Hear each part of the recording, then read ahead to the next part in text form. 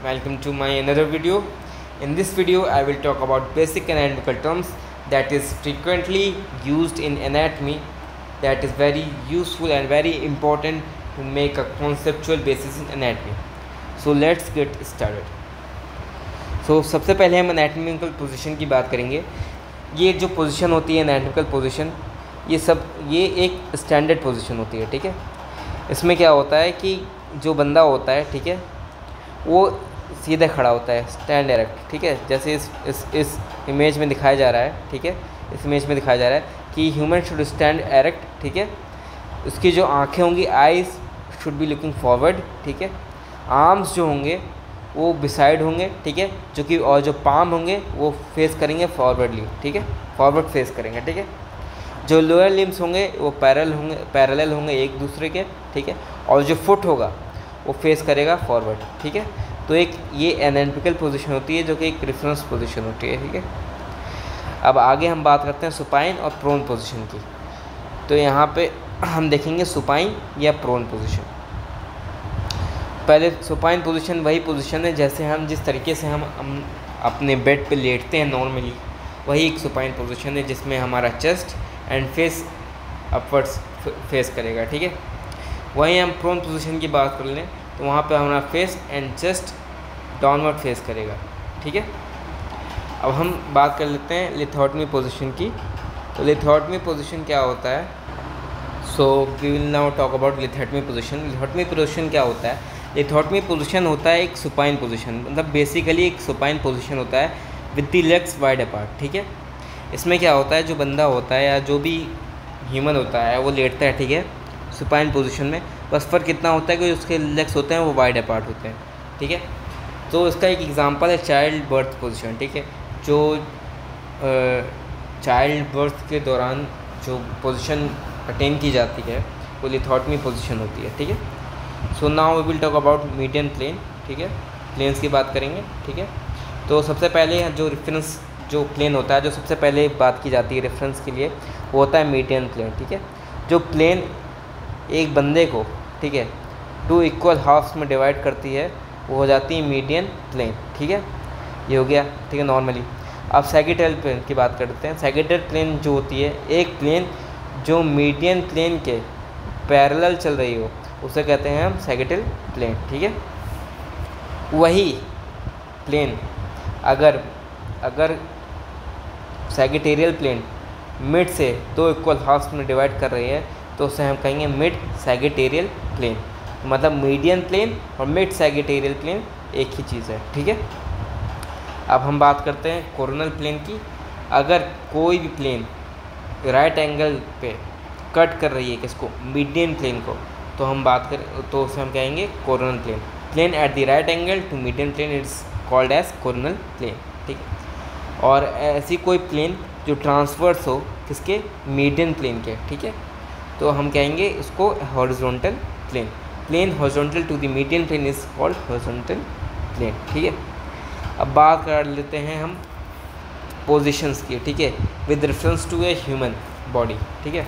तो सबसे पहले देख लेते हैं अगर कोई ह्यूमन है जो फेस कर रहा है लेफ़्ट साइड को, ठीक है, तो अगर उसका चेस्ट रीजन इस साइड पड़ रहा है, ठीक है, तो उसको हम कहेंगे एंटीरियर पोजीशन, ठीक है. जो फ्रंट पार्ट होगा उसे हम कहेंगे एंटीरियर, ठीक है. वही जो हमारे बैक साइड होगा उसे हम कहेंगे पोस्टीरियर, ठीक है.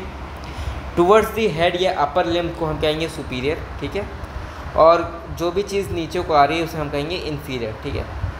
अब ये सब चीज़ तो हो गया ऊपर नीचे दाएँ बाएँ, ठीक है. But the main things are median and lateral. अगर कोई भी चीज़ towards the body plane lie कर रही है, ठीक है, बॉडी ट्रंक के मीडियन प्लेन पे लाई कर रही है, ठीक है, पास, तो उसे हम कहेंगे मीडियल. अगर वहीं बॉडी के थोड़ा सा दूर है उसे कहेंगे हम लैटरल, ठीक है. अगर हम एम्ब्रियोलॉजिकल टर्म्स में बात करें, ठीक है, तो अगर एम्ब्रियोलॉजिकल टर्म्स की बात करें तो हम पोजीशन में बात करेंगे ventral, caudal, dorsal and cephalic. Cephalic होता है टुवर्ड्स द हेड, वेंट्रल होगा टुवर्ड्स, अगर ऐसे है एम्ब्रियो तो उसका जो फ्रंट पार्ट होगा या जो नीचे वाला पार्ट होगा उसे हम कहेंगे वेंट्रल, ठीक है. वहीं टुवर्ड्स द बैक या अपर पार्ट जो होगा उसे हम कहेंगे डोर्सल, ठीक है. और जो टेल वाला पार्ट होगा उसे हम कहेंगे काउडल, ठीक है. तो हम देखते हैं इसको, अगर हम कंपेयर करें एक ह्यूमन बॉडी से, ठीक है, तो जो वेंट्रल पोजीशन होता है एम्ब्रियो का, जो कि नीचे वाला पोर्शन होता है, वो ह्यूमन का फ्रंट वाला पोजीशन होता है, जिसे हम कहते हैं एंटीरियर, ठीक है। वहीं अगर देखा जाए ह्यूमन बॉडी की जो पोस्टीरियर पार्ट होता है, वो एक एम्ब्रियो का अपर पार्ट होता है, जिसे हम कहते हैं डॉर्सल, ठीक है। अब हम बात करेंगे प्रॉक्सिमल और डिस्टल, ठीक है, ये टर्म्स है, ठीक है। तो प्रॉक्सिमल माने क्लोज टू डैश। अब डैश इस वजह से यूज़ किया गया है कि वहाँ पे कोई भी टर्म हम यूज़ कर सकते हैं, कोई भी ऑर्गन पार्ट को हम लगाकर उसके रेफरेंस में हम इस वर्ड्स को यूज़ करते हैं, ठीक है। प्रॉक्सिमल माने क्लोज टू एंड डिस्टेंट माने अवे फ्रॉम, ठीक है। जैसे अब फॉर एग्जांपल अगर हम देख लें तो proximal is close to humerus या कह दिया फोरआर्म, ठीक है। प्रॉक्सिमल माने क्लोज टू फीमर, ठीक है। डिस्टल अवे फ्रॉम फीमर, ठीक है। तो उस टर्म्स में डिस्टल और प्रॉक्सिमल यूज़ होता है। अब हम बात करेंगे ऐसे टर्म्स की जो कि फ्रीक्वेंटली यूज़ होते हैं, ठीक है, और ये हमें पता होना चाहिए। सबसे पहले हम देखेंगे सुपरफिशियल यूज़ होता है टुवर्ड्स द सरफेस के लिए, ठीक है, नॉर्मल इजी। डीप होता है डाउन टू द सरफेस के लिए। अब बात करते हैं दो ऐसे टर्म्स जो कि नए सुने होंगे, नए वर्ड्स हैं, वो है इप्सिलैटरल और collateral.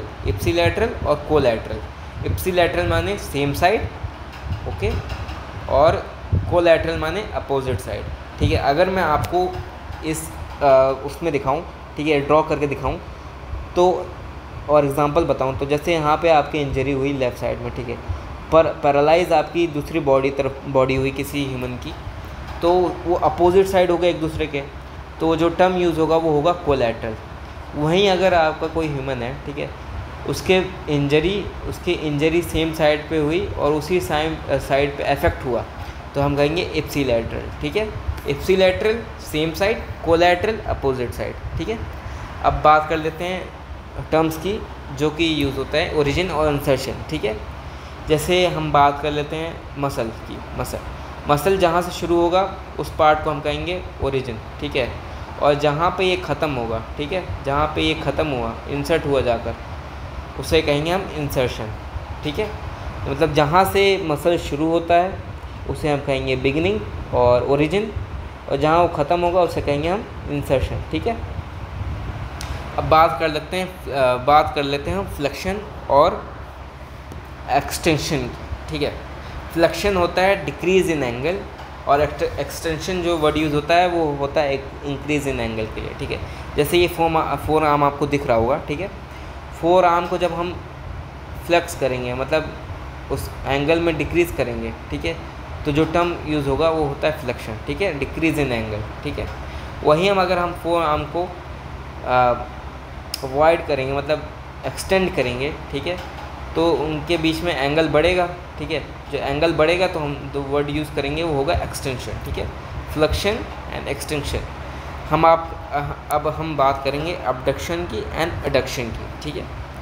Abduction is taking away from body and adduction is towards the body. मतलब जैसे हमने इस फोटो में दिखाया है कि जो फोर आर्म है, ठीक है, अबडक्शन के केस में फोर आर्म को अवे फ्रॉम द बॉडी लेके जाया जा रहा है, तो जो वर्ड यूज़ किया जाएगा, जो टर्म यूज़ किया जाएगा वो होगा अबडक्शन।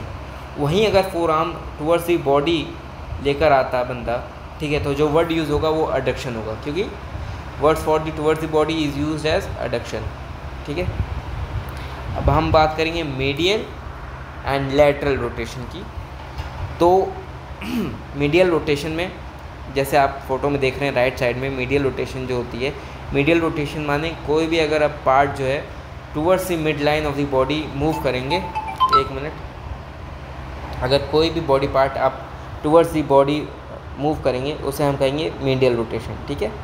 वहीं अगर आपकी कोई पोजीशन, आप कोई भी बॉडी, हम कहाँ थे, थोड़ा सा डिस्टर्ब हो गया, तो हम बात कर रहे थे मीडियल रोटेशन की। अगर कोई भी rotation towards the median plane होगा और टूवर्ड्स द बॉडी होगा, तो जो टर्म यूज़ करेंगे मीडियल रोटेशन यूज़ करेंगे, ठीक है। यहाँ पे मेरा मार्कर चल नहीं रहा, वरना मैं आपको दिखाता कि जो फोर आर्म वाला रीजन होता है, इसको मैं जूम कर सकता हूँ, ठीक है, ये वाला पार्ट, ठीक है। जब आप मीडियल रोटेशन कर रहे होंगे तो आपको पता चल रहा होगा जो आपका बॉल एंड सॉकेट जॉइंट है वहाँ पे आप अगर आप अपना हैंड रखेंगे, ठीक है, वहाँ पे आपको महसूस हो रहा होगा कि जो आपका फोर आर्म है, ठीक है, वो towards the mid line move कर रहा है, ठीक है, towards the mid line move कर रहा है, ठीक है। तो जो टर्म यूज़ होगा वो मीडियल रोटेशन होगा। वहीं अगर हम लैटरल रोटेशन की बात करें तो अगर हम towards away from the body अगर मूव करेंगे तो जो टर्म यूज़ होगा वो लैटरल रोटेशन होगा, ठीक है। अब हम बात कर लेते हैं सुपिनेशन की और प्रोनेशन की। अगर हमारा जो पाम है वो अपवर्ड फेस कर रहा है तो जो टर्म यूज़ होगा वो होगा सुपिनेशन। वहीं अगर हमारा पाम नीचे को फेस कर रहा है तो जो टर्म यूज़ होगा वो होगा प्रोनेशन। ये सिंपल था। अब जो इंटरेस्टिंग है वो है प्रोट्रैक्शन और रिट्रैक्शन, ठीक है, जो कि ज़्यादा नहीं सुना होगा, ठीक है। तो मैं देखता हूँ अगर मेरे पास है, एक मिनट 1 सेकेंड। सो हम देख रहे हैं प्रोट्रैक्शन और रिट्रैक्शन। जैसे हम प्रोट्रैक्शन होता है स्कैपुला आपके कहाँ प्रेजेंट होता है? स्कैपुला प्रेजेंट होता है आपके बैक पे, ठीक है, बैक पे प्रेजेंट होता है स्कैपुला, ठीक है। अगर वहीं पे अगर स्कैपुला आपका आउटवर्ड मूव कर रहा है, ठीक है, आउटवर्ड मूव कर रहा है तो हम उसे कहेंगे प्रोट्रैक्शन, ठीक है। आउटवर्ड अगर मूव कर रहा है तो उसे हम कहेंगे प्रोट्रैक्शन। अगर आपका स्कैपुला आप इनवर्स मूव करता है तो उसे हम कहते हैं रिट्रैक्शन, ठीक है। सो ये बेसिक टर्म्स था। अब हम देखेंगे कि अरेंजमेंट ऑफ स्ट्रक्चर्स।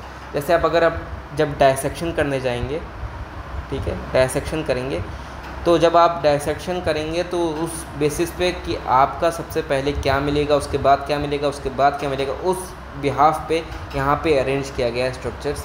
तो सबसे पहले जब आप एक बॉडी पार्ट को देखेंगे तो आपको मिलेगा स्किन, ठीक है। स्किन को जब आप डायसेक्ट करेंगे तो आपको एक सुपरफिशियल फेसिया मिलेगा, एक लेयर मिलेगी, फैटी लेयर, जो कि येलो इन कलर होगी, उसे हम कहेंगे सुपरफिशियल फेसिया, ठीक है। वहाँ पे आप डायसेक्ट करेंगे और नीचे जाएंगे तो उसे वो जो स्ट्रक्चर मिलेगा वो मिलेगा आपको डीप फेशिया, ठीक है। उसके बाद आपको शायद, मैं एकदम 100% श्योर नहीं हूँ, पर जो एपीमासियम जो उसके बाद जो स्ट्रक्चर मिलेगा एपीमासियम करके, वो वाइट इन कलर होगा, ठीक है। देन उसके बाद आप जब डायसेक्ट करेंगे तो आपको मसल्स मिलेंगी, उसके बाद नर्व फाइबर्स, एंड देन उसके बाद आर्टरीज मिलती चली जाएंगी। सो दैट्स इट, यहीं तक था हमारा वीडियो। अगर आपको वीडियो अच्छी लगी हो so do share, subscribe and like the video, and thank you for watching.